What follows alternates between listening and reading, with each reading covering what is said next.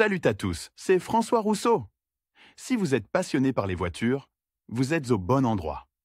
Continuez à regarder, on va entrer dans le vif du Même sujet. les utilisateurs expérimentés de boîtes de vitesse à variateur se posent la question de l'utilisation correcte de ce type de boîte en hiver. En effet, lorsque la température baisse, le comportement du fluide à l'intérieur de la boîte change également. Comment éviter des conséquences désagréables? Examinons ces changements plus en détail et apprenons à réchauffer correctement le variateur. Comportement du variateur en cas de gel. Le dispositif du variateur est assez complexe. Il contient un grand nombre de composants mobiles et moins mobiles, fabriqués dans des matériaux différents. Leur structure change sous l'influence des facteurs météorologiques. Entre tous ces éléments circule un liquide spécial. On peut l'appeler le canal variateur, semblable au système circulatoire humain. Son volume est égal à la capacité du sang circulant dans notre corps. Tout cela est contrôlé par un micro-ordinateur, que l'on appelle parfois le cœur. Lorsque la température passe de 0 à moins de 0, le fluide s'épaissit et commence à circuler plus lentement dans le variateur. De la même manière qu'une personne ressent le refroidissement dû à la réduction de la circulation sanguine, les composants du variateur sont soumis à des contraintes accrues en raison de la diminution de la lubrification. Dans le même temps, les composants en caoutchouc deviennent rigides. Le caoutchouc résiste mal à l'étirement et à la compression, ce qui entraîne des dommages et une usure prématurée. Dès -15,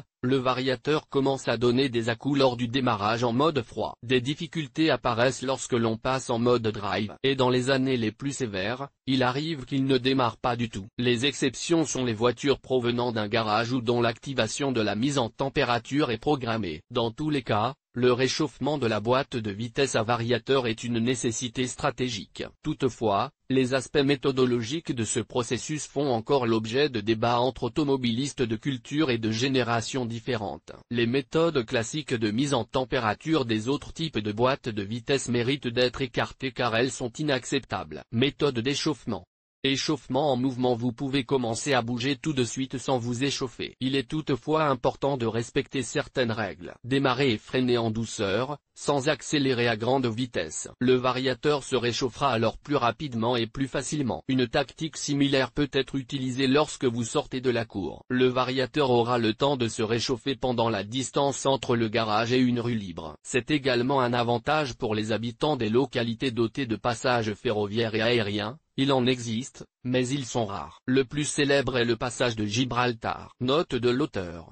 L'essentiel est de couper le flux à faible vitesse juste avant la fermeture ou immédiatement après l'ouverture. Réchauffement dans un parking. Démarrer le moteur pendant 5 à 20 minutes avant de partir est un schéma classique pour faire chauffer le moteur et le variateur. Ce temps peut être utilisé à bon escient. La plupart des voitures à variateur sont équipées d'un système de bord standard et d'un système de navigation. Pendant que le moteur chauffe, il est recommandé d'observer les embouteillages sur l'itinéraire ou de consulter l'enregistrement de l'enregistreur, s'il est disponible. Lire aussi, que faire en cas de gel du frein à main? Certaines sources indiquent que cette méthode est impossible, en raison des caractéristiques de conception de l'appareil. L'essentiel est que, dans tous les cas, il ne soit pas question d'électronique afin d'éviter une usure accrue des mécanismes. Une erreur typique de nombreux conducteurs. Ceux qui découvrent ce type de boîte de vitesse pour la première fois conservent la méthode de mise en température des générations précédentes. Les transmissions automatiques passent d'abord par tous les modes, de l'arrêt à la conduite. Sur une boîte automatique, cette tactique fonctionne en accélérant le passage de l'huile dans tous les canaux et cylindres. La conception du variateur est radicalement différente de celle des boîtes automatiques, des boîtes mécaniques et même des variantes robotisées. La tactique de la transmission automatique ne fonctionne pas en raison de l'absence de changements radicaux dans la structure de distribution. L'échauffement du variateur doit se faire à un minimum constant. À 0, ce n'est pas nécessaire, le variateur se sent en confiance. Mais à -1 degré, il est déjà nécessaire de passer à l'échauffement de la boîte de vitesse pendant la conduite. Et au parking, le réchauffement commence à -5 degrés. Le temps de chauffe approximatif va de 3 minutes à 1 heure, en fonction de la température de l'air extérieur ou intérieur. Le réchauffement est beaucoup plus rapide dans un garage chauffé. Ce n'est peut-être même pas nécessaire. Mais en cas de forte gelée, il est souhaitable de fonctionner en mode doux, sans à-coups. La conduite à des températures inférieures à 35 degrés sur le variateur est possible, mais elle est associée à un risque très élevé.